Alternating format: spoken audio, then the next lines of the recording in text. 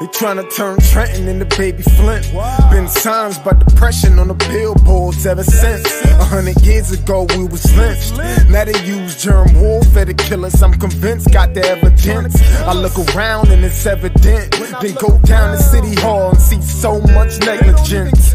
Real art is intelligent. A true artist sends messages that speak to your intelligence. They fought and died so I can do my thing. Not to get drunk and high or join no gang. I will not let none of you die in vain. For my people I bang, bang, bang. My ancestors been through so much pain. I don't let them die in vain. My ancestors been through so much pain.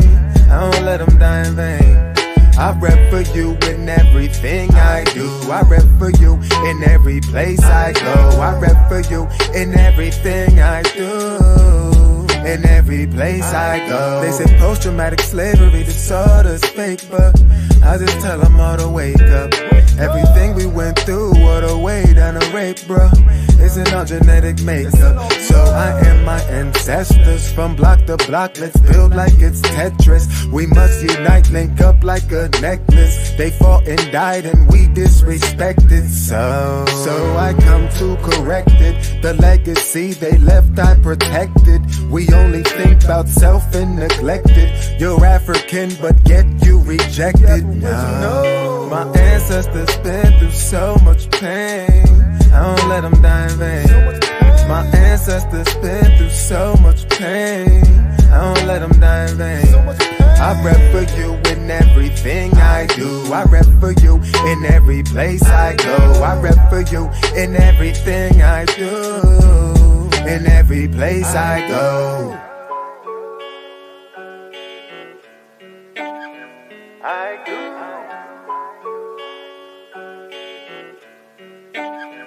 I go.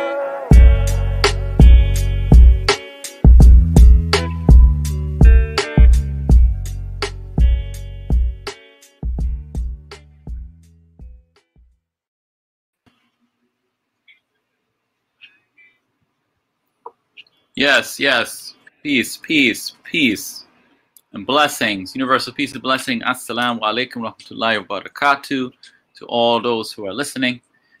This is an exclusive New Freedom Exchange segment. Happy Juneteenth to everybody out here who is celebrating, commemorating Juneteenth.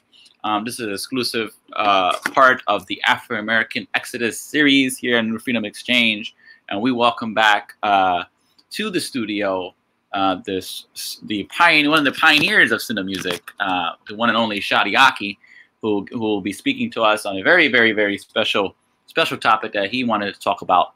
And I'm going to fall back and allow him to do his thing and speak on it.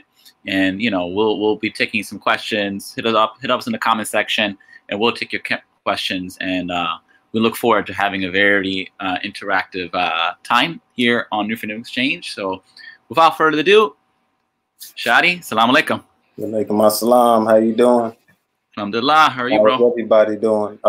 Can y'all get this cover off? Yeah. Let's get this cover off real quick. Okay. There we go. All right. Salam alaikum. Walaikum salam. So I just want to say happy Juneteenth to everybody. I also want to say that it's a pleasure to be on New Freedom Exchange and to do a lecture for y'all. I know that y'all want to see the youth more involved, so we're taking on that challenge right now. So I'm going to start off with a quote. Well, I would like you to introduce what the title is first, Bilal.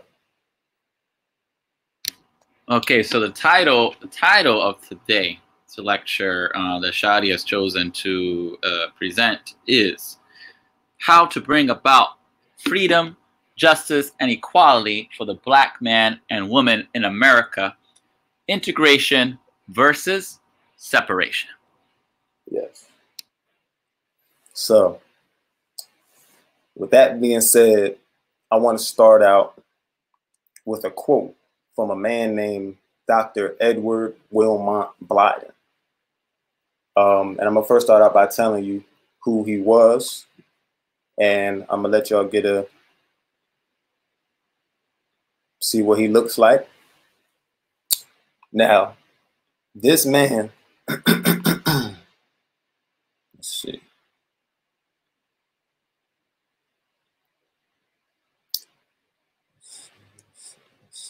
Now, this man was born August 3rd, 1832. He was an educator. He was a writer, diplomat, and politician, primarily in Liberia. Born in the West Indies, he joined the free black immigrants from the United States who migrated to the region. He taught for 5 years in the British West Indies, the British West African colony, of Sierra Leone in the early 20th century.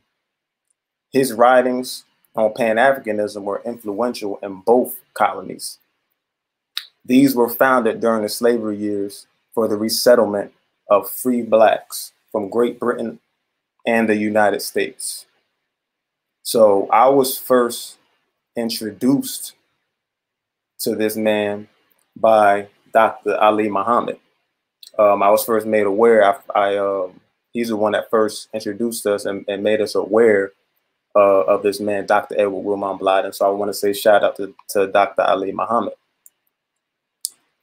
So to elaborate on that, as a people who went through 300 and some odd years of slavery and are still going through oppression, you know, I'm gonna be real. We have to be sick to want to join in with the people who enslaved us, you know, and put us through the Holocaust that we went through. You know, Dr. Ali Muhammad teaches us that we shouldn't just say we went through slavery. You understand what I'm saying? We should say that we went through a Holocaust. You know, we went through a 300 and some odd years long Holocaust of generations and generations. So I want to keep going. Now, after Dr. Edward Wilmot Blyden, we had other notable men like Noble Drew Ali, Marcus Garvey, and of course, as we know, the Honorable Elijah Muhammad. The Honorable Elijah Muhammad took it to a whole new level because this man actually accomplished everything that he said that he was going to accomplish, right? So what did he accomplish? My first resource I'm going to look at is a website called blackpast.org. And this is a Black-owned website that speaks about and creates articles based on Black history. And this article was on the NOI. So the information I'm getting right now about what the NOI accomplished under the leadership of the Honorable Elijah Muhammad, I'm getting straight from this website. So the Nation of Islam, under the leadership of the Honorable Elijah Muhammad, built an $80 million empire. A lot of people don't know this. You know, we speak about Black Wall Street, Greenwood, the different Black communities, but no one ever speaks about what the NOI built, you know, which was a Muslim Black Wall Street, what the NOI built. And I'm gonna keep going into detail about everything that they obtained, everything that they accomplished. So just so y'all know, $80 million in 2020 will be worth about $381,255,018.59. So if we had that today, that's what we would be worth. But imagine if we still, it never ended. And we still had this empire, where we would be now. We would be into the billions, maybe into the trillions, as far as what our nation is worth. So Some of the things we had, and it's not all of the things, were farms, fleets of trucks, an airplane, grocery stores, dress shops, dry cleaners, bakeries, a clothing factory, a bank, and etc. We had the first Black-owned national food production distribution network. The Muhammad Speaks newspaper was not only one of the most profitable enterprises that the NOI had, it was at one time one of the largest Black-owned publications in the nation. So we accomplished a whole lot. So this shouldn't be used just as a nostalgia moment, you know, because we have a lot of the elders that came out of the nation. You know, they were the fruit of Islam. They were MGT. And this is not something where I'm reading this history just so we can look at it as history. I'm reading this history because this is something that we can accomplish now, you know. And I told Bilal, I told Mujahideen that I was going to be, you know, speaking about some things that people may not like about the leadership and about the decision making that a lot of the elders made in that time. As I said, if we would have kept that movement, if we would have kept the Honorable Elijah Muhammad's economic plan going, who knows where we would be right now. We would definitely have our own nation state in 2020. You know? So, as we know, when the Honorable Elijah Muhammad passed, this economic plan died. His economic plan had died as well as a result. I'm sorry. When Honorable Elijah Muhammad passed, his economic plan died, you know, as well as the Honorable Elijah Muhammad. And when his son took over, he dissolved the business enterprises due to mismanagement. So I'm going to read an article from the Chicago Tribune. And this article was by Don Terry. And he stated that to Muhammad, his father's nation had been more concerned with property than prayers. It was more social movement than religion, more small business incubator than house of worship. Now, this is a quote from W.D. Muhammad. And he said that my father was a great social reformer. But when I came in, all I cared about was the soul. Right. So this is very important because this thinking where we didn't care about property anymore and all we cared about was prayers and the soul. As a result, our communities right now is a result of this decision making. You understand what I'm saying? Our dilapidated homes, our communities infested with drugs, our communities infested with prostitution and gang banging. And, you know, we speak against all these things, but going into the masjid and praying is not going to do away with all of these things. We have to do something. You know what I'm saying? Even the Christians say faith is dead without works, right? So we can't continue to be in the masjid and pray all day. You know, as we know, worship is following the way that Allah wanted us to live and the way that Allah ordained us to live. That's really worship, living how Allah wants us to live. So it's not just about making salat all day. It's not just about praying. We got to actually get out and do the work. You know, the whole planet Earth is our masjid. It should not just be a, you know, a certain building, and it should not just be a certain day that we're working. We should be worshiping every day based on, you know, a blueprint that was laid out in front of us. Allah gave us a blueprint. The Prophet Muhammad sallallahu alaihi wasallam gave us a blueprint. All of the messengers that we had, prophets, messengers we had, gave us a blueprint.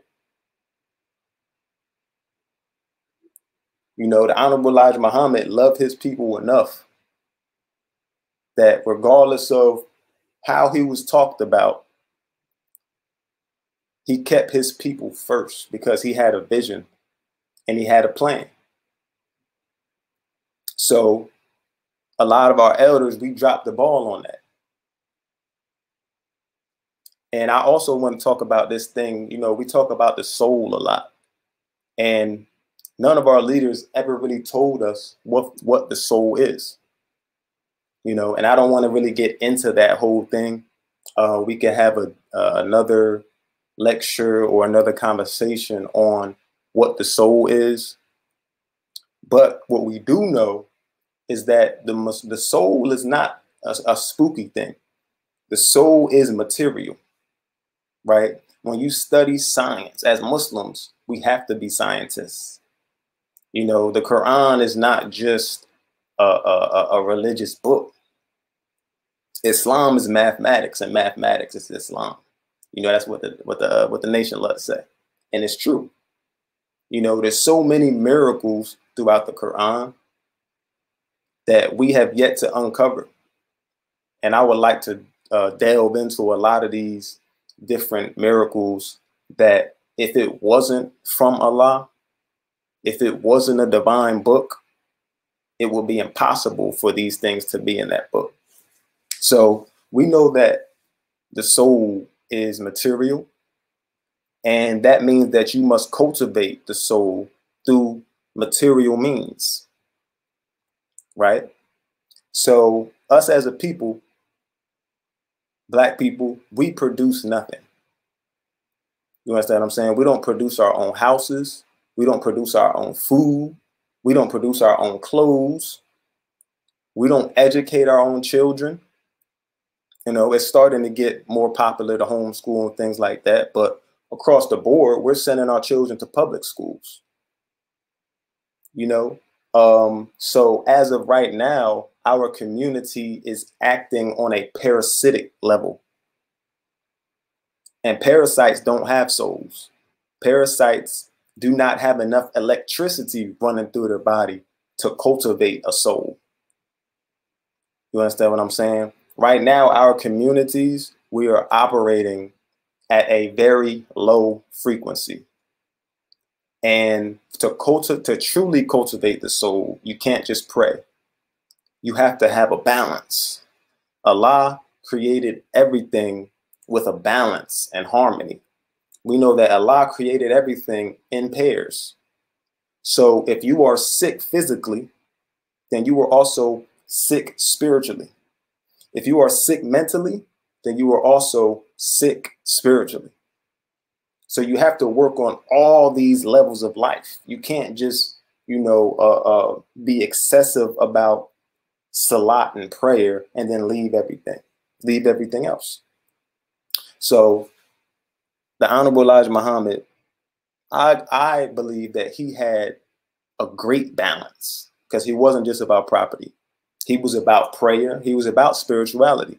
Remember, the Honorable Elijah Muhammad taught us at one time, of course, I wasn't there, but from my studies, he taught us at one time that we should pray 7 times a day. So, which is more than 5 times. We know, like, we taught to pray 5 times a day in Sunni Islam, Orthodox Islam. But Honorable Elijah Muhammad told us to pray 7 times a day. You understand what I'm saying? He was about the social life. He got us off of drugs, off of alcohol, out of prostitution, out of gambling. We had to uphold a certain integrity. You know, our women couldn't just walk out in the street at any time of night. You know what I'm saying? We had to help our women get to their car, get to their house. Whatever you were doing, you stopped and respected that woman and let that woman, you know, help that woman to do whatever she was trying to do. You know, we treated our women with respect at one time. So that was the social life. You know, the Honorable Elijah Muhammad. So we said prayers. We said, you know, of course, that's in spirituality. We said the social life. You know, he also taught us how to eat to live, which is the third thing, right? So he cared about our health. He said that in this new world ran by us, this new government ran by us, that we were going to live into the hundreds, maybe even thousands of years, right? So he made sure that he taught us how to eat to live. If some of it was correct, some of it wasn't. But the point is that he had a plan, and coming from the slave diet, it was a great diet at that time. You know, he understood the circadian rhythm. He understood the circadian rhythm of the human body. And he told us, eat after 12 o'clock. Because he knows that at one time, you know, our bodies are ready to digest at one time of the day. At one time, another time our bodies are eliminating, and another time our bodies are resting, right?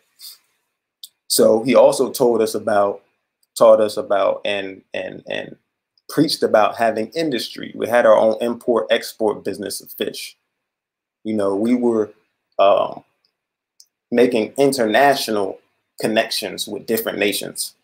He also taught us about economics and financials. And lastly, of course, property. So he had that balance that right now we have lost. So, and if anyone has the right to criticize the actions of the imam or any of the elders, any of the leadership that's been in the War of the Muhammad community, it is the children that grew up in this community, because we are the ones that are affected by poor decision making. The reason why, and we were just having this conversation in private, me and Bilal, Mujahideen, and the reason why the masjid in our community is getting emptier is because what is being spoken about in the masjid is not relevant. Every generation, the youth are becoming more and more intelligent. And we want to learn something that's going to help us in our everyday lives. We want to be a part of something that's going to transform our community into that great civilization ran by us that the Honorable Elijah Muhammad envisioned will come into existence. So I say all that to say that we must keep the best practices of our ancestors and leave the worst practices of our ancestors alone. You know, don't forget about them, but learn from them, because they left a blueprint for us as well. And it's our job to use critical thinking and to figure out what's going to work for us and what's not going to work for us. You know, this may be the WD Muhammad community, but we should never become personality worshipers where we just follow what someone says without using good sense. You know, a lot of people say common sense, but, you know, people don't have common sense anymore. Now, the common sense that people have is bad sense. So I like to say good sense. We have to bring back the having good sense. We need to make that popular again. So a lot of our leaders, MLK, I know WD Muhammad has said it before, a lot of our leaders, we thought that assimilating into a corrupt society and trying to change it into a corrupt government was the answer. But it's not the answer. Holding up the American flag is not the answer. The dysfunctional state of the Black community is a result of integration. So you already know with the title, I'm with separation, you know, because it's been proven from studying the best practices of our ancestors and studying the worst practices of our ancestors. It's been proven that separation works. We can point out all of these Black communities that have worked being separated. We really can't point out any Black communities that have worked being integrated. You know, they say that the dollar stays in the black community for 6 hours and then leaves. So we got to fix that. So if we don't separate, the answer was and will always be separation. And the longer we continue to fight that, the longer we continue to fight it, the more we're going to suffer. And that's just real talk. You know, this is your youth coming to you and letting you know what we think about what's going on and what we've witnessed. And yes, we go back and we study our ancestors. You know, so a lot of times we may not speak out, but just know that we are watching. You know, and as we grow and mature, just be ready for a lot of the youth, a lot of the young Muslims to step in and, you know, not only voice their opinions, but do something about the current situation. So I know that we spoke last week about protesting, the protest, the rioting and things like that. And I said that I wasn't against the protesting or the rioting. But I do want to say as well that I'm not for it either, you know, because it's not going to do anything. It's not really going to get us anywhere. You know, there's a reason that in the public school, when they teach us about the civil rights movement, when they teach us about a lot of different ways that we got justice, they only teach us about marching. There's a reason that they only teach us about marching, because they're not going to show us the real way to bring about freedom, justice, and equality for our people. They're never going to show us that. The only people that are going to show us that is our people. And this is why we must have our own institutions. We cannot do away with our own institutions, because the enemy is not going to teach us how to bring about freedom, justice, and equality. The reason why there is white supremacy is because we allow them to rule over us. We cannot allow that anymore. So with all of these protests going on and riots and things like that, you know, the Black struggle, police brutality, Black oppression, all these things are real. But what we have to understand is that the Black struggle, the Black movement has been hijacked. There's a reason why the media, the government, they're all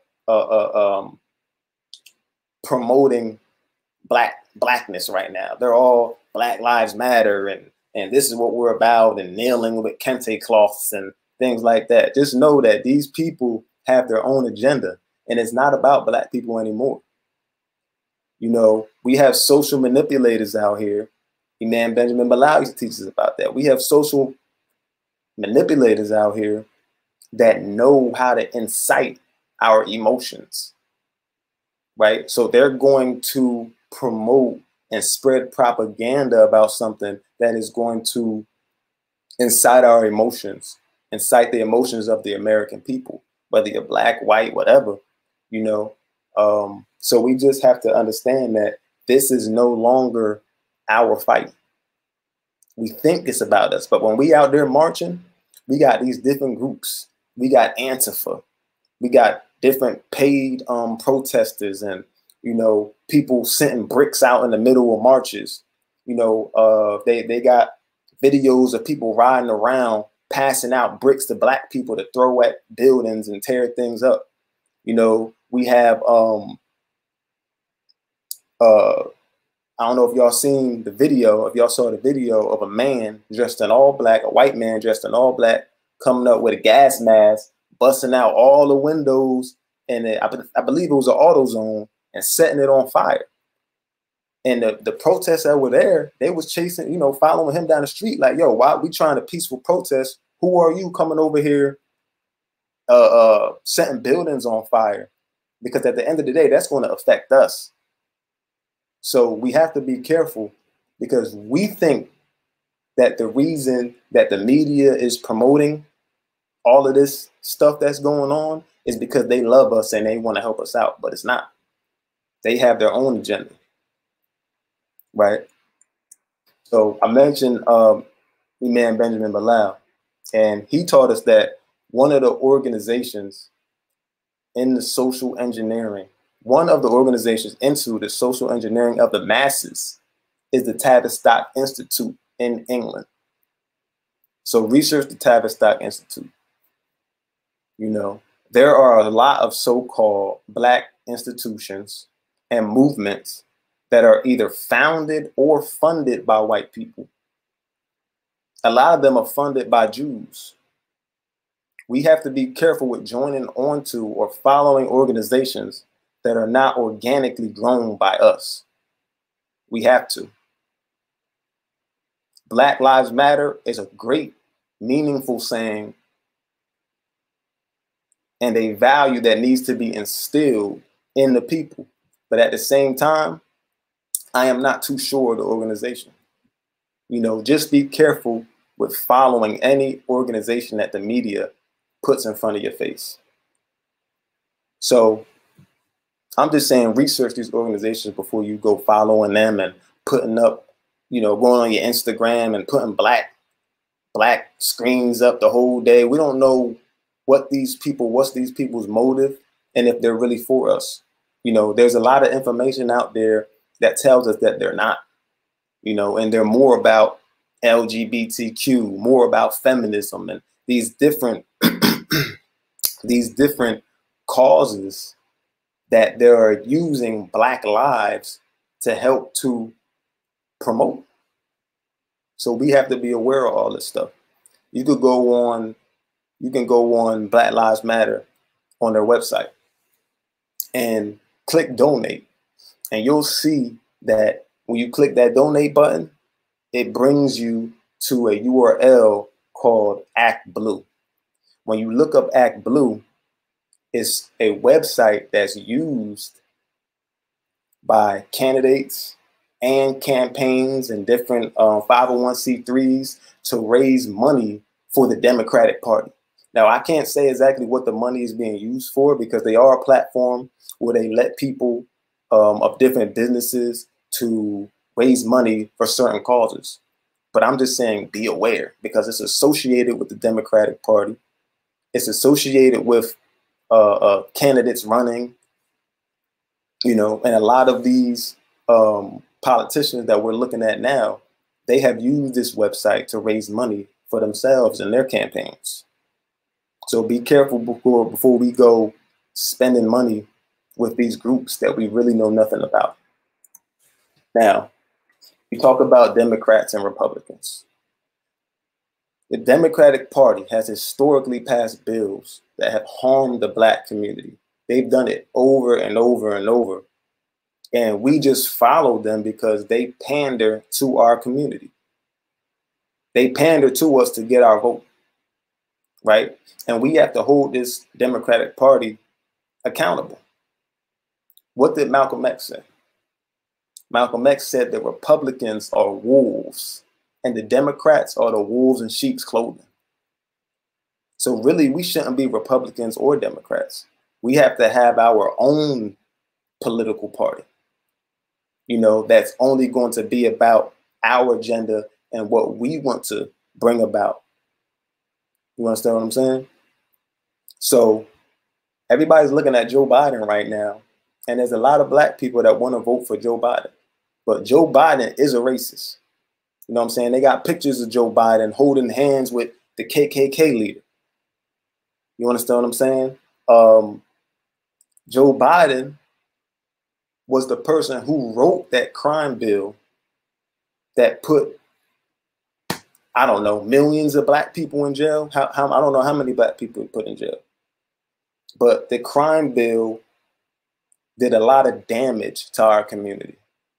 You know, 3 strikes you're out, different policies and different things that had to do with the justice system. As we already know that the justice system has been used against us. It's been used to put us in jail.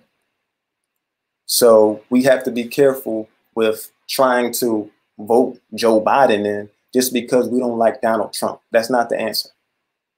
That's not the answer at all. We've historically done that.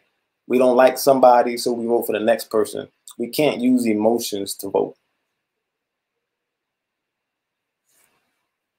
So, as we know, a Republican, Richard Nixon, had the war on drugs. He passed the war on drugs. So we shouldn't really be with either party, Democratic or Republican. We need to form our own party. So I talk about everything that's going on and with the riots, protests, all the propaganda, everybody wanting to support Black Lives Matter. And I guess we think that now the American people, everybody loves us, the media loves us, the government, you know, but that's not true. So I want to bring up this lawsuit right now. I'll see if I can share my screen.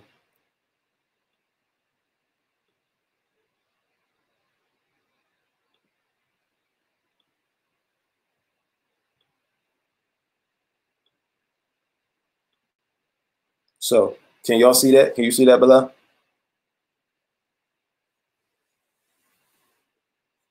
Can you see that? So this right here is a lawsuit that was filed February 26th. I'll scroll down a little bit. By Cyrus A. Parser. And this is the lawsuit that's, these court cases are going on right now. And I'm gonna tell you what it involves. Right? So the plaintiffs in this lawsuit, the AI organization, Inc., Cyrus A. Parser, the world's people, victims of persecution, rape, torture, concentration camps, sex, human and organ trafficking and organ harvesting in China, Hong Kong, America, and around the world, not limited to the democracy, activists, Falun Dafa practitioners, Uyghurs, I don't know how to pronounce that, Christians, Tibetans, judges. It's a lot of people that are the plaintiffs in this lawsuit right here. And it's verse, Google, Barack Hussein Obama, Joe Biden, the people that a lot of people are trying to vote for right now. You don't even know that he has a lawsuit against him right now.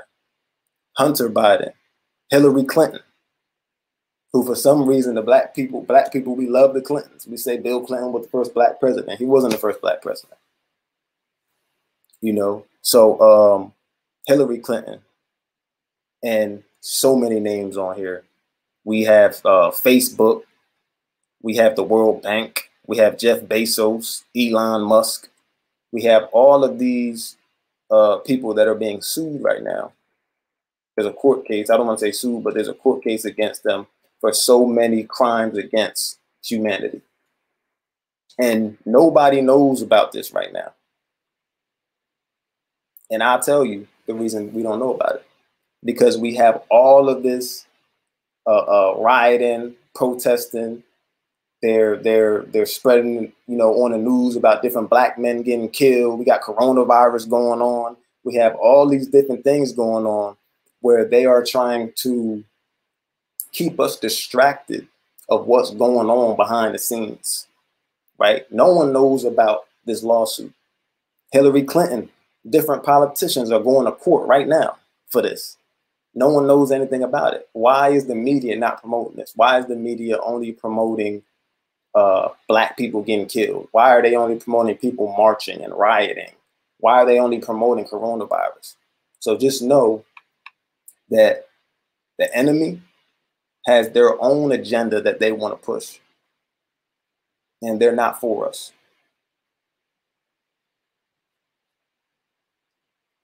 So let me bring this back up. So I touched on the lawsuit.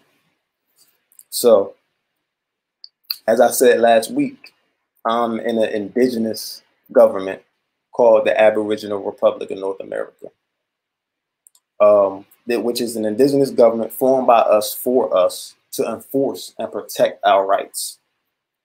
Becoming a part of this indigenous government puts you in your correct status as an Aboriginal American and just as a human being, period. So yes, we do want to seek reparations from the government.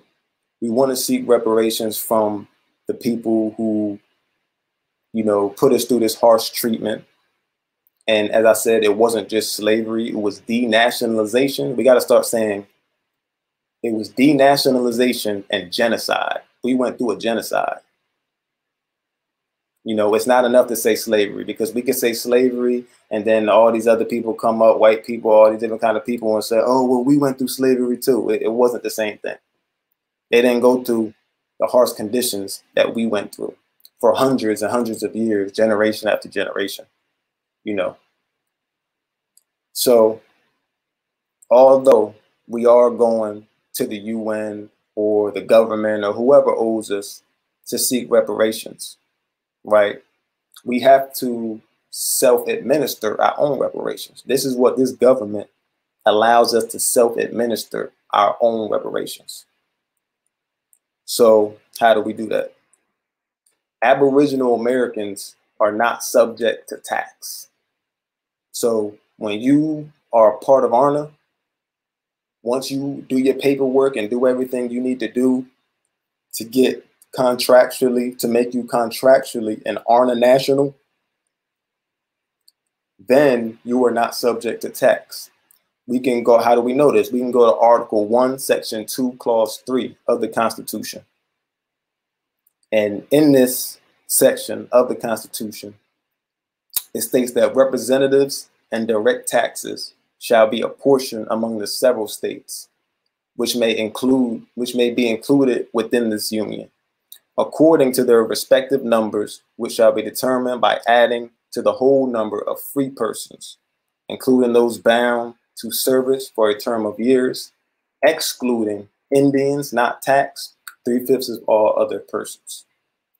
So joining this government gives you the choice to become exempt from income taxes. It gives you the choice to become exempt from property taxes. It gives you the choice to become exempt from sales tax. And we teach you how to get out of debt. Also, you'll be exempt from vaccines, because that's one of the things that's, you know, in New York, religious exemptions for vaccines are not a thing anymore. There's no exemption for vaccines in New York. So this is something that joining onto a foreign government in this geographical location of North America, we are going to be able to provide for our nationals that everybody won't be able to get. You know, because we don't know what's in these vaccines. Everybody promoting, oh, when we get the vaccine, when we get the vaccine. Do you think it's intelligent for you to take a vaccine and don't know the ingredients in the vaccine? Well, that's what we've been doing the whole time. So also in ARNA, we have Aboriginal University, where you can become a jurist. A jurist is one who is skilled in law. And you can learn how to do tax exemptions for other people, your family, your friends. You can create an entire business around this, doing tax exemptions. You can learn, we learn how to get our men out of jail and debt for child support. Now, of course, our men, we need to take care of our children. But when it comes to this child support thing, the government has found out how to destroy our families, put the woman against the man, have him in all type of debt and jail for child support. What we need to do is join a government ran by us and teach our women how to find good husbands, teach our men how to find good wives, and this child support thing won't be an issue. But as I said, we can, you know, get the government, the United States government, out of our business and get our men out of jail and debt from child support. So other things, we could also learn how to remove debts that have been on your credit report for over 7 years. and learn how to do vaccine exemptions. Again, you can learn how to do them not only for yourself, but for other people, and create businesses around all of these things. We also learn how to do audits and how to come after mortgage companies for mortgage fraud. So maybe at a later time, we can speak a little more about Aboriginal University, but you can also become a doctor and learn indigenous food science. It's a way to eat, so we can be living into those hundreds and hundreds of years, how the Honorable Elijah Muhammad said we're going to be living. He even said we might live to 1,000 years, you know. And if we study the old civilizations, and we see that the people, our ancestors, were living a lot longer than we are living now. You know, we study the Kemites, the ancient Kemites, look at the mummies, and you see that their teeth are still intact. They don't have a bunch of cavities, and you see that they ate plant-based diets. And this is one of the reasons why they were able to live so long. This is one of the reasons why their minds were in the right place. This is one of the reasons why they were so healthy, and they were able to build things like pyramids that today we can't even find out how the ancient Kemites, which for those who don't know, that's Egypt, how they built these pyramids. So where was I at? Where was I at? So yeah, so you can become an Aboriginal doctor. So in honor, we have our own political party. And this political party is called the Indigenous Political Party. It's part of the Indigenous Political Authority. And you can go to Ali, www.aliforpresident.org, and read more about this political party.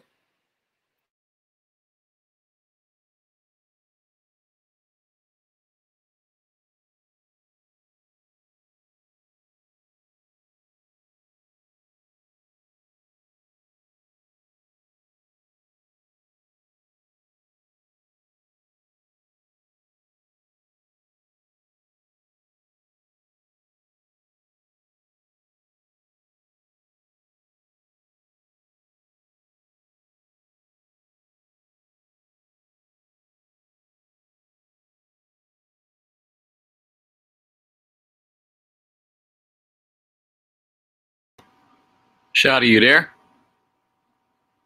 think Shadi Akhi is experiencing, he's frozen in time right now. Apologize for the technical difficulties. You are frozen. Hold on one second.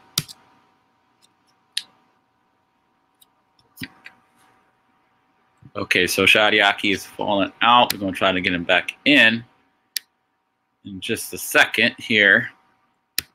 Okay, give me 1 second. Let me see. We need to get him back in so we can finish hearing what he has to offer.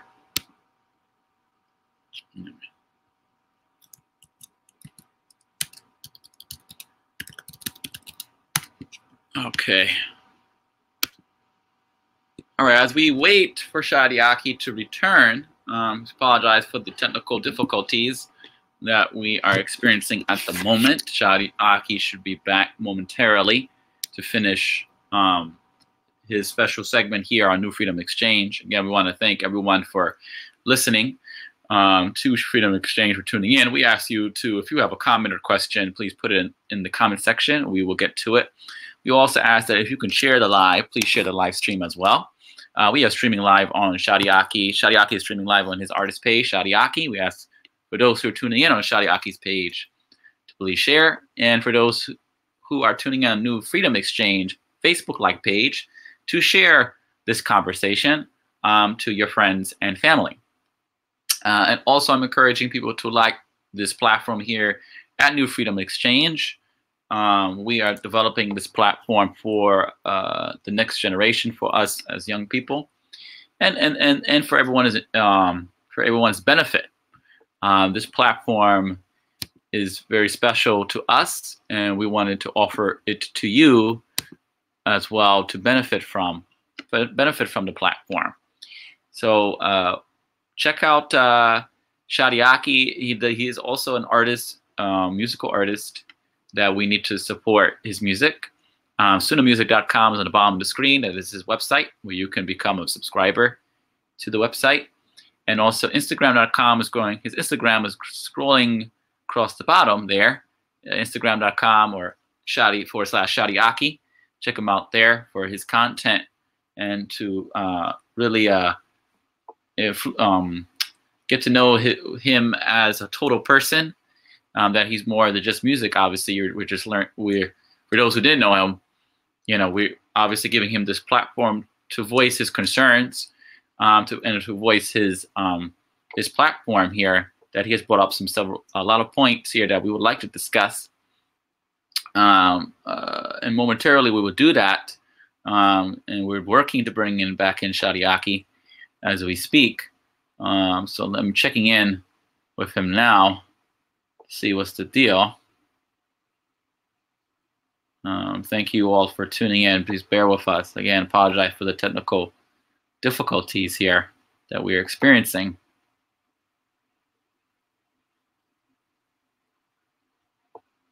A little bit about the new Freedom Exchange platform. This is a culturally motivated series, culturally motivated podcast, simulcast, that we use social commentary and the sacred commentary to address matters in the community. Here we have Shadi Akhi has returned.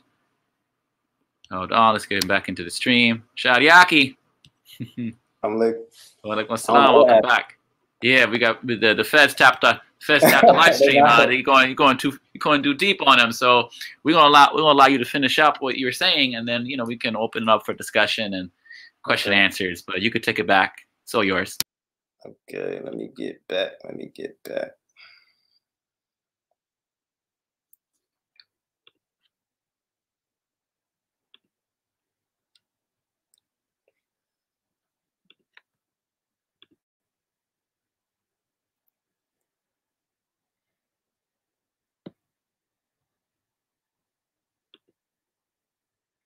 So I don't know if I put this up so y'all can see Dr. Edward Wilmot Blyden. I might have forgot. I think I did forget to show y'all so y'all can see what he looks like. The first man to speak about nationality for the black man and woman in America. So keep that up for a little bit so y'all can type him in.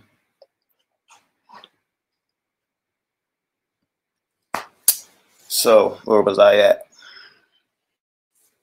So yes, so we have the Indigenous Political Party, which is part of the Indigenous Political Authority. And you can go to www.aliforpresident.org and learn more about the Indigenous Political Party. You can become a part of it. You can donate to it. Also in August, we're going to be having the Aboriginal Summit, where you can learn more about how you can join this government, because this is going to be the only way for us to get to freedom. The title is freedom. How do we come about freedom or bring about freedom, justice, and equality for the black man and woman in America? Is it separation or integration? And based on the best practices of our ancestors, based on just using critical thinking and analyzing what everybody who came before us, analyzing what they taught, and then not just looking at what they taught, but then looking at what they actually implemented, we are able to see that separation is a great and effective move for us. So we got to go back to that. So I'm gonna also go to my Facebook, and I'm actually read a quote that I wrote on Facebook. I believe it was last week, and it was, doing the same thing over and over and expecting different results is the definition of insanity. That's one of the realest quotes that I ever heard. Regardless of that truth, we keep hearing people say, go to the polls and vote over and over. We got the right to vote in 1965, and we have been voting ever since. Meanwhile, we are in an atmosphere reminiscent of the 60s, right? I got on the phone with my mom, I think, or text or something, and I'm like, yo, this looked like what they were showing us in school back in the day during the marches and everything that's going on. So after 55 years of doing the same thing, I think it's time to wake up, don't you think? Black people voting individually with no agenda will get you nowhere. Who made it a thing not to tell people who you're voting for? Why is a so-called election that is crucial to our well-being private? I will tell you why. Because disunited people with no unity have no power. And that's the way the enemy wants it. If you still believe in the system, then block voting is the way to go. Form an agenda and back a politician that agrees to follow through on your plan, get it in writing, and weaponize your vote.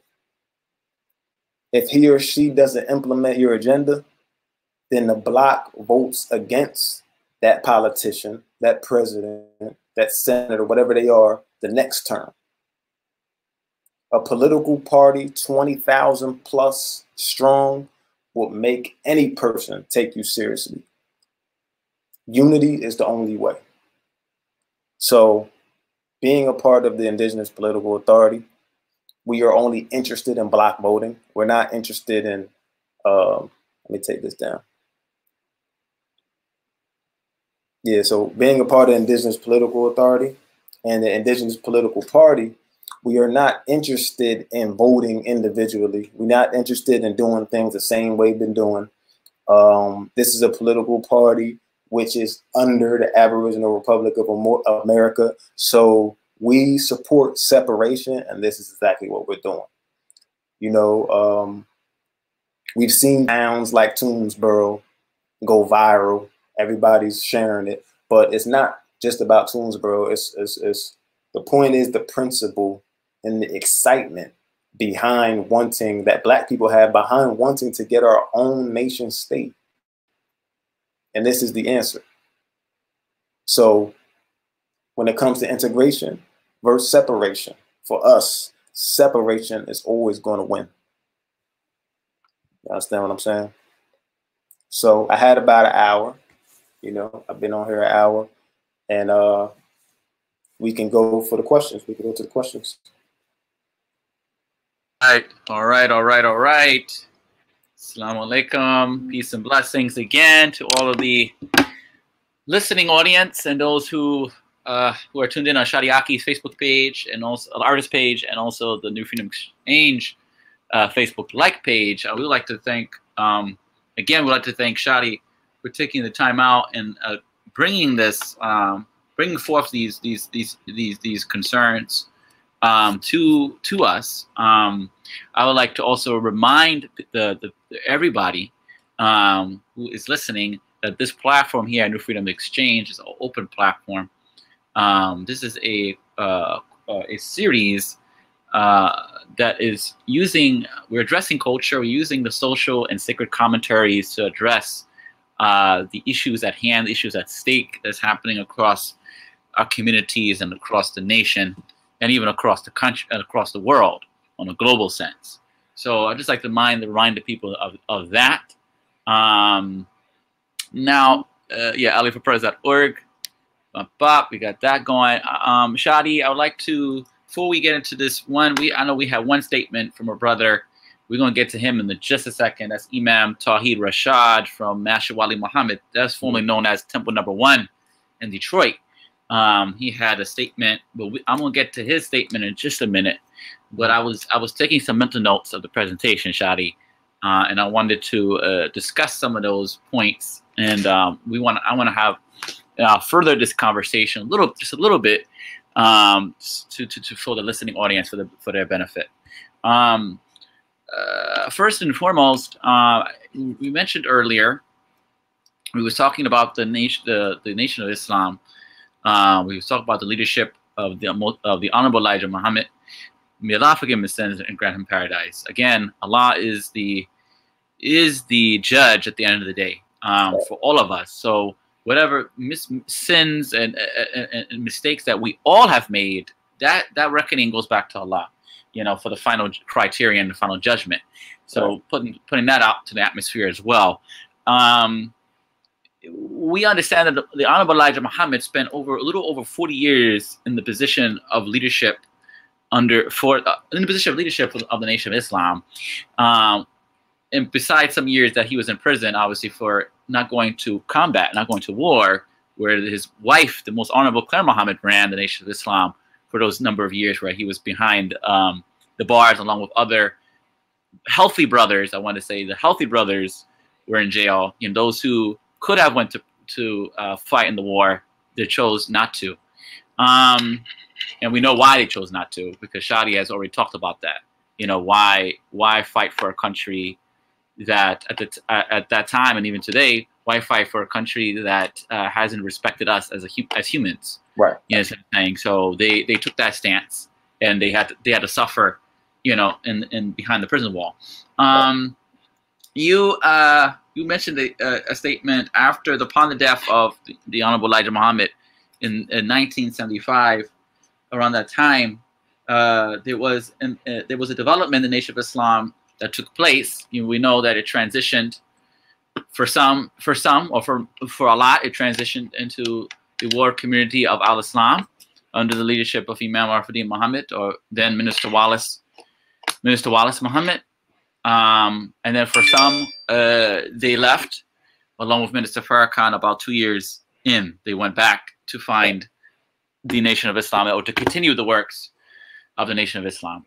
Right. So one of the things that a lot of people from the nation, the current Nation of Islam, underneath the leadership of Minister Louis Farrakhan, and others, you know, who are not quite privy to all of the nuts and bolts of the Nation of Islam, all of the intricacies of it, they perceive that on the outside, for those outsiders, they perceive that there was some turmoil for organization-wise, because you had two figures split, you know what I'm saying, and go two different separate ways, right?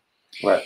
Then you have people from inside the nation who stood by Minister Farrakhan, or most importantly, stood by the mission of the Honorable Elijah Muhammad, and said, well, his son is not beholding to those principles, to that framework that you said, to that establishment of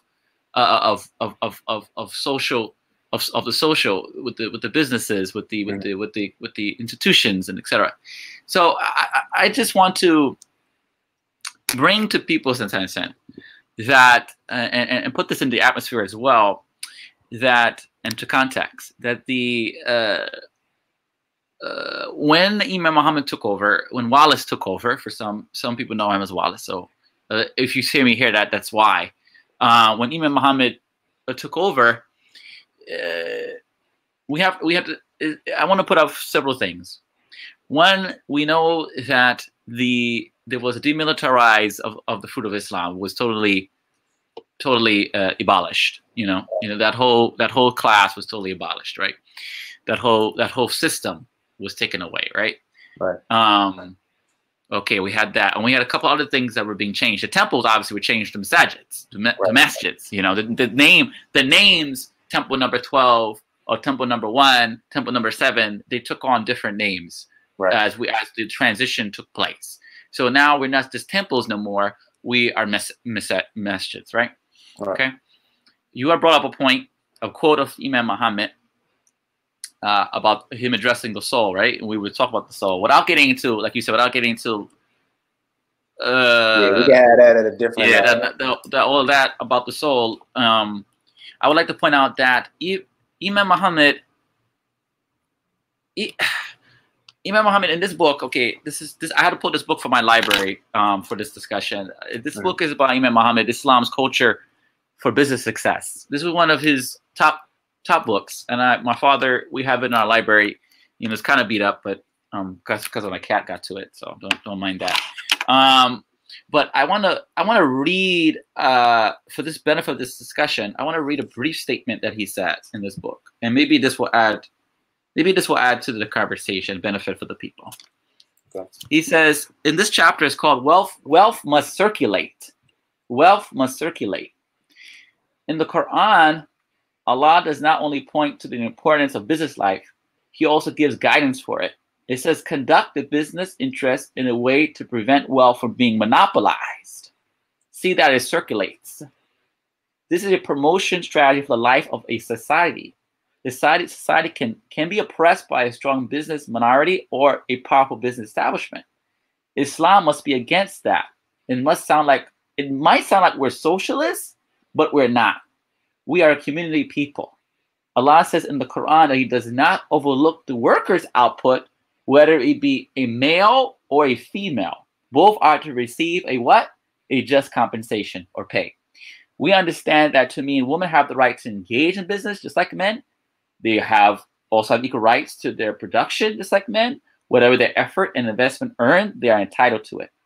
He says, I recall reading the book by Ralph Ellison, The Invisible Man, which is, if you haven't read it, I suggest people read it.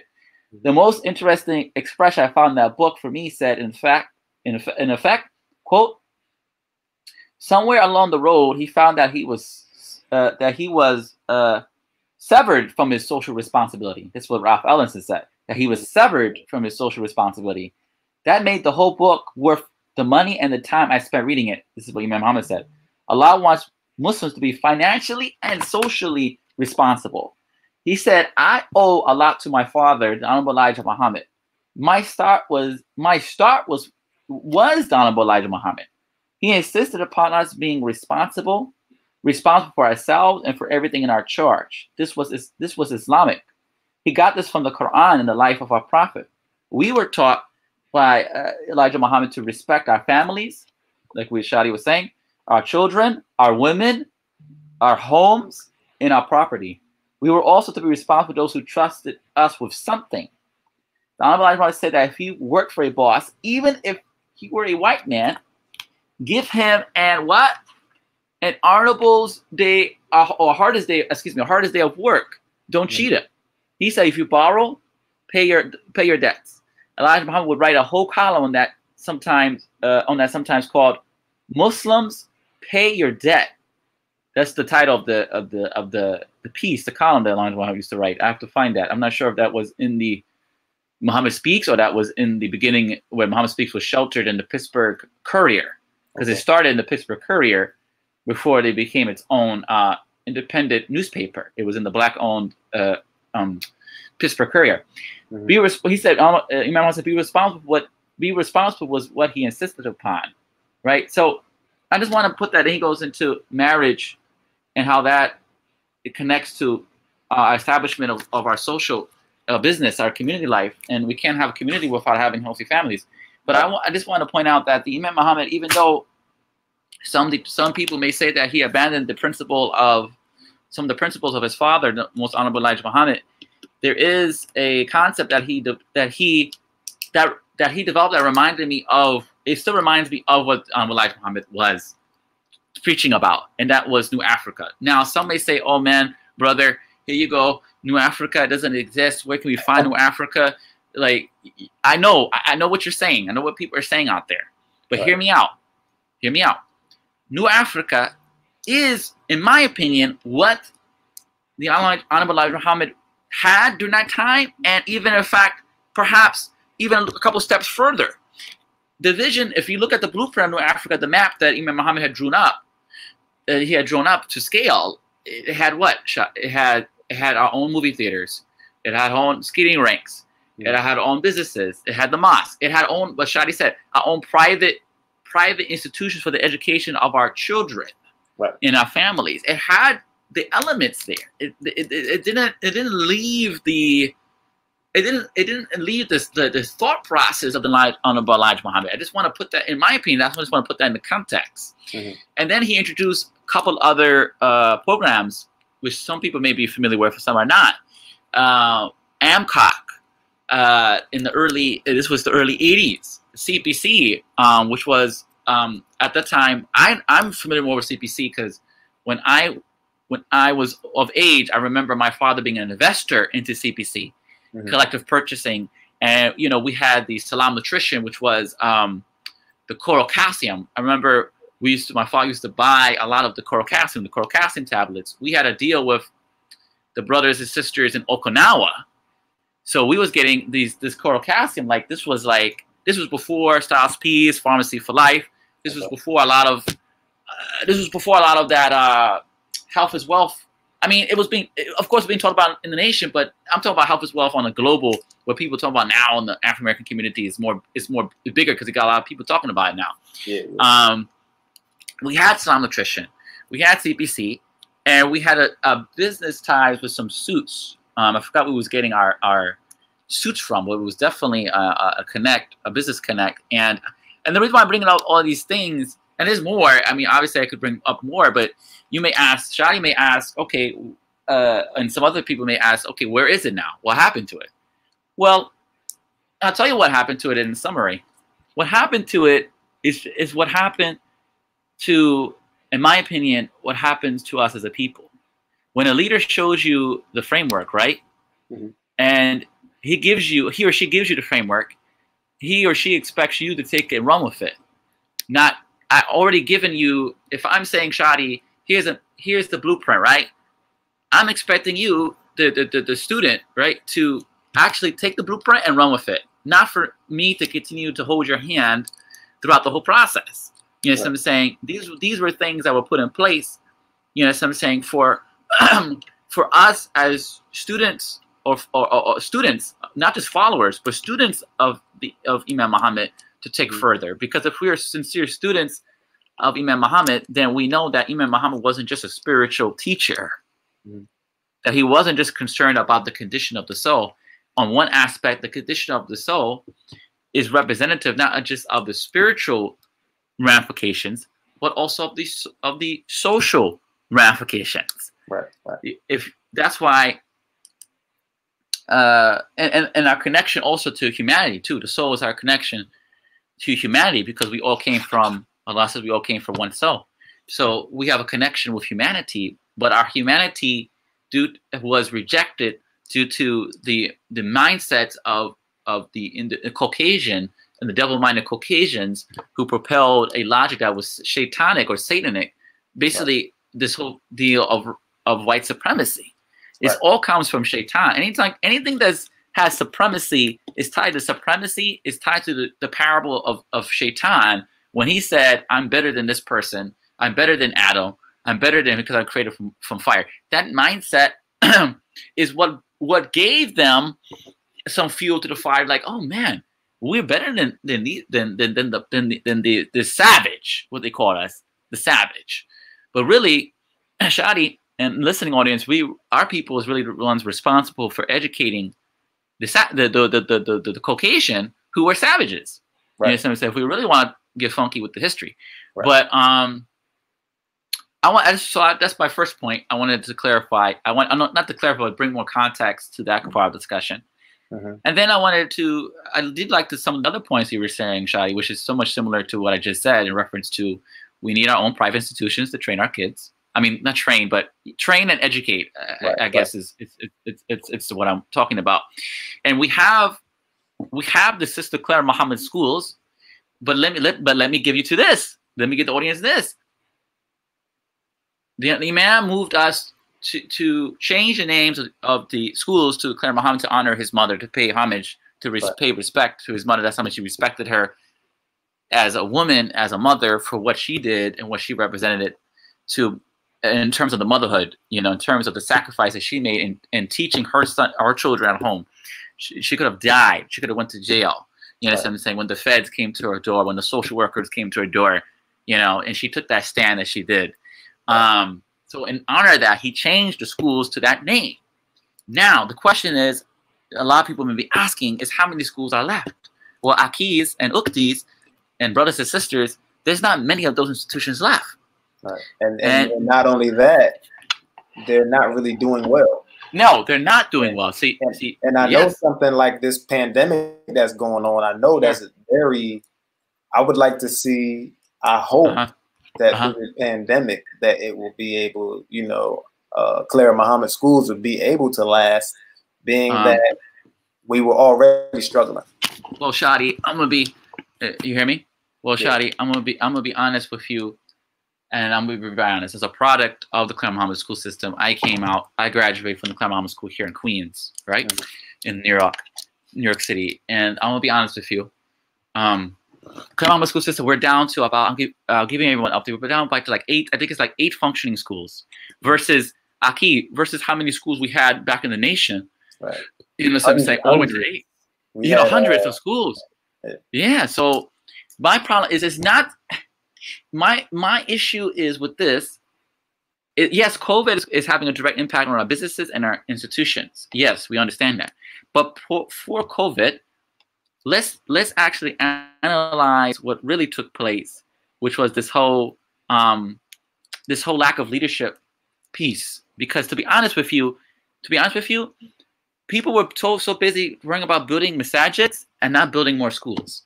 Right. The Imam said, education is our #1 priority. It should be our #1 priority. Right. Now, somebody say, oh, why is that business, Akhi? Well, to be honest, if you're not educating your children, how can you say you want to build business if they're not properly educated? Via either you're getting homeschooled via financial literacy, or you're getting that in Claire Muhammad School, or you're getting that in perhaps another African-American owned private institution. Maybe it's not Claire Muhammad. That's what I'm for too. It doesn't have to be Claire Muhammad per se, but if it's a model that we all can support, that we all can stand by, you know what I'm saying, then let's build those institutions. You know what I'm saying? And if we study the early years of Islam, right? And I'm not talking about looking at hadith or even into the Quran. Like, we can look at the actual monuments and buildings that were left in parts of Africa, in parts of the Middle East. And we know now that these first masajid were actually institutions of learning. The archaeologists and the people that go in there, they find that these were institutions of learning. They were not big places where everybody come and pray. So there was a certain shift. I don't know exactly when it happened, where the masajid were only about coming in, making salat, listening to a khutbah, and then leaving. Well, I'll be honest with you, Shadi. I'll tell you when the shift happened, but not when the shift. I'm telling you, I'm not gonna give you like dates, but I'm gonna put some commentary on that. Right. What has happened? Well, let's backtrack. For the African American Muslim, or for the Black Muslim, for us, right? We didn't have that type of al-Islam. What I mean by that, I'm not saying there's a different type of al-Islam, but we didn't have that type of upbringing. We had an upbringing where we knew better. We knew that we had to build our own institutions. We knew we had to build our own centers of culture. We knew we had to develop our businesses. We weren't taught that. You see, what happens is when you get hung up in affiliate groups, what I call affiliate groups, these other affinity groups, these other schools of thought, these other methabs, you get hooked up with some of these guys from overseas, and brothers and sisters from overseas. I'm not disrespecting them. I'm just putting into context. When you get hooked up with them now, the problem is that they feed you something that is totally counterintuitive to the development of the African American people. Period. Right. You understand what I'm saying? That's this facts. You know, we can look at that and we see the effects of the foreign influence that it's had on the African American community in some of these communities. Some of the WD messages who were once NOI temples, who transitioned with Imam Muhammad, have been lost to the fact to an influence that is not even of the Elijah Muhammad and is definitely not of his time. Right. So tell me how that happened. That happens because people have no respect for the leadership. There's no transparency within leadership. There's no accountability. People fall asleep. They fall asleep on the cargo. They fall asleep on their post. As they would say, you stand on your post. Right. You know, since they fall asleep on your post, and what happens is that you fall asleep on your post, you allow other influences to come in. And that's exactly what happened. That's why when Elijah Muhammad said, close the doors to the temple, and he said, let me build with my people, that's what he meant. Close the doors to the outside influences. Close the door to those other influences that will take us left or take us right. I want to deal with my people. And that was actually one part too. You know, in our private conversation, we were getting more into the science, but also it was just a great mental, you know, calling the white man the devil made sure we had a picture of what the enemy was, and we decided, don't let him in. Don't let them in. Right? And we understood that we had to do for self, and we could not go to them. So later on, as when we started getting the Arab influence, like you said, and different influence, we started to accept everybody in, and we had no picture of what an enemy was. Okay. Right. So that's when you're going to be influenced by different things. That's when you're going to be influenced because you're trying to include everyone. You forget about yourself, you know, and we've forgotten about ourselves. A lot of black people are, I ain't gonna lie, they're Arabs right now in black skin. You know what I'm saying? So we have to understand that we need to keep our culture. You know, as we always say, Islam did not come to do away with our culture. No, and in fact, let's hit it like this. Today, I came across the quote from the Prophet. Let's keep it funky. The Prophet even said, this is Sunnah. The Prophet said, appreciation for one's heritage is a source of wealth. Right. That right there, you don't need no one else to tell you anything. The Prophet already said it. Right. That's it. So we don't need anyone to come amongst the ranks and say, brother, that's haram. Wait a minute. No. You know what I'm saying? Did y'all forget? Oh, they didn't have it forgotten. They keep it that amongst themselves. See, they don't want you to know that type of information. Right. They want you to know what their story is. This story. They push their narrative and culture. Meanwhile, the Prophet said, hold up, wait a minute. I did what? I said appreciation for one's heritage is a source of wealth. Right. So what does that mean? That's the same thing Garvey said. That's the same thing others have said who came after the Prophet, who have said almost the same exact quote. Sankofa says what? Sankofa says, go back. That's what it says, right? Go back and learn thy history, learn thyself, know thyself, all these things. You know, everything is intertwined, interconnected. That's how we should see it in the context, you know, in contextual. And then another thing, the Prophet said what? He came like one like Moses, they said, and liberated his people of oppression. You know, one example is that he freed the slaves. Bilal, but it wasn't only just Bilal. There were other Sahabas who were African that were with Bilal, that were with the Prophet. That we forget. Don't talk about it, Sheikh. No haram. No. Yes, we have to talk about it because it's not just Umar, it's not just Uthman, it's not just Abu Bakr, it's not just the regular that we all hear about. It's not even just Bilal, because Bilal is tokenized in the Muslim community. They get us to come speak about Bilal.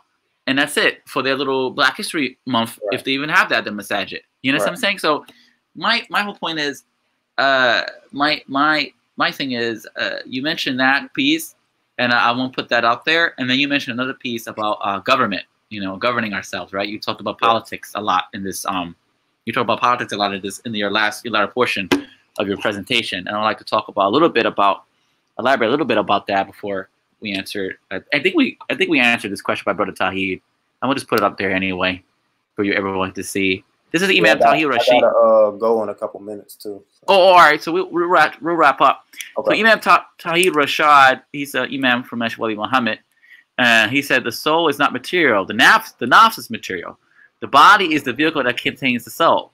And then he says you look up the Imam W. Muhammad's business program, which we already discussed already. We'll discuss the soul.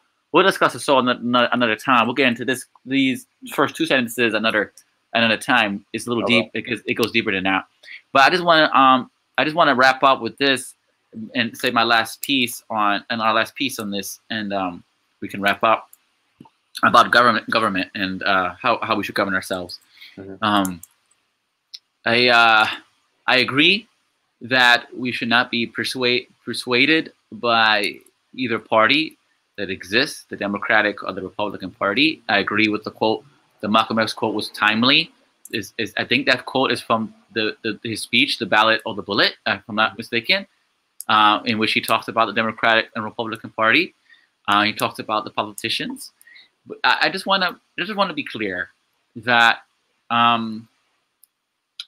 we have to know what works for us. You know, we have to know what works for us, what's best for us, what's best for our interests as a community. I'm not sure that we fully understand the process. Even I don't even talk about the Democratic Republican Party, just the political process itself for ourselves, the civic, how to govern ourselves. I'm not even sure we really understand that, to be honest with you. Yeah. Because I have to get the impression that, you know, we just fall for anything, fall for the okie doke. We don't demand accountability from the politicians. Right. We don't demand. We don't even know what we really want. Right. For our own selves. Right. We're so divided as a people. We don't even know what we want from ourselves. So we can't. You can't expect the house of divided to come up with a plan until the house someone tries to unite, at least under some principles, some guiding principles. Right. So like job, employment, like housing, but like some of these things we can provide for ourselves. Actually, you don't really need too much government. You know, in that sense, we can provide jobs for our own people by, you know, business people from our own community providing jobs. Healthcare, we can do what the Black Panthers did. They established health services at the time. They established a free lunch program. All that stuff was done off the muscle, off the grassroots. But it took convictions and unity and people saying, let's get together and do the thing. You know, some saying, let's do it. You know, some saying. So my thing is that instead of waiting for a Democrat or Republican president or a local official to do the thing, why don't we actually set out to do the thing, actually strategize how to achieve it, actually put it into writing, and then actually go about and actually establishing. Then if we need some type of help or whatever, we can get help. But we need to do it and show people that it can be done versus just sitting there and just saying that, you know, pontificating over what can be done and what wasn't done. You know what I'm saying? So, but with that being said, Shadi, if you have any last closing remarks that you would like to give everybody who's tuned in right now, any last comments that you would like to give before we peace out? As you said, you know, we can speak about the soul at a different time. That could be a whole different, you know, another topic and lecture. Yep. And I would like to go into the science of it, right? Sure. We always like to quote people, but are these quotes just people's opinions, or do they actually go into the science? Because in Islam is about science. Like everything is about science. We can go into in the Quran where it talks about Arch al-Ijtiwa and what the Allah's stone of power and what that really is, and you know, there's a lot of science and embryology. The embryology is in the Quran. The gravity, force of gravity is mentioned. Of course, mathematics is mentioned. Yeah, and I think it's so many times where we just look at it as a spiritual book and we don't understand that this is the Quran is science and mathematics and art. Like it's not just people's opinion. I agree. 100%. So, if we go into looking at that, I would like us to touch into the science about it, and I just have to say that, and not to be so much about, okay, this person said this, so this is what it is, you know, because as I said, we shouldn't be personality worshipers. Just because somebody said something doesn't make it right, and it's about what did the person apply, you know, to show that what they speak and what they teach is effective. It's not only about what they teach, but it's about did they implement it and was it effective, you know, and did it have a positive effect on the people. Sure. So with that being said, as I said, sunnamusic.com. You can go there, sign up for my membership site, buy music, different things. My Instagram is at Shadi Akhi. My Facebook.com/Shadi Akhi. My YouTube is Shadi Akhi as well. And as I said, if you want to learn more about the Indigenous Political Authority, if you want to learn more about the Indigenous Political Party, you can go to this website right in front of you, aliforpresident.org. And also governmentreparations.com. You can learn more about ARNA in its entirety. And just want to say happy Juneteenth. Happy Juneteenth. Yes, Black sir. Power. That's right. And assalamu alaikum. Wa alaikum assalam. Peace and blessings, y'all. Thank you for tuning in. Peace.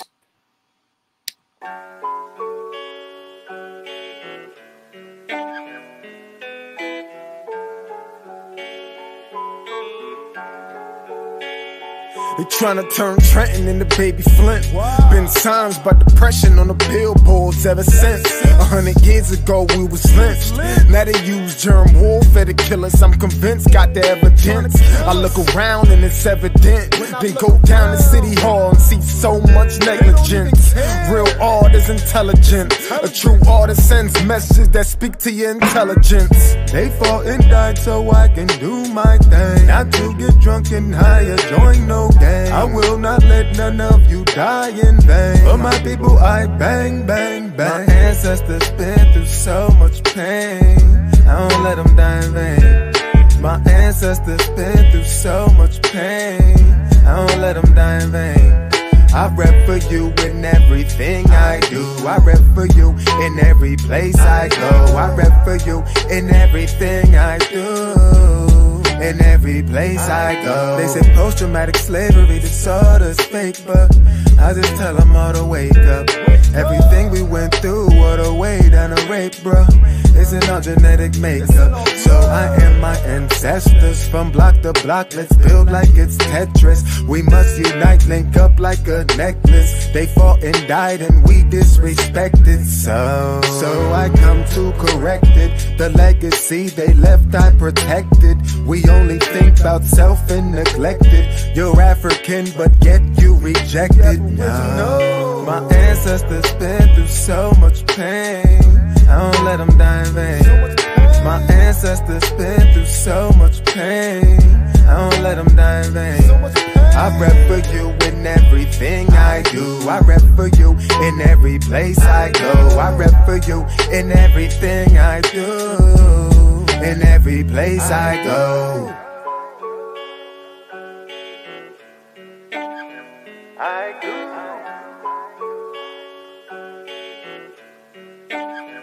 I go.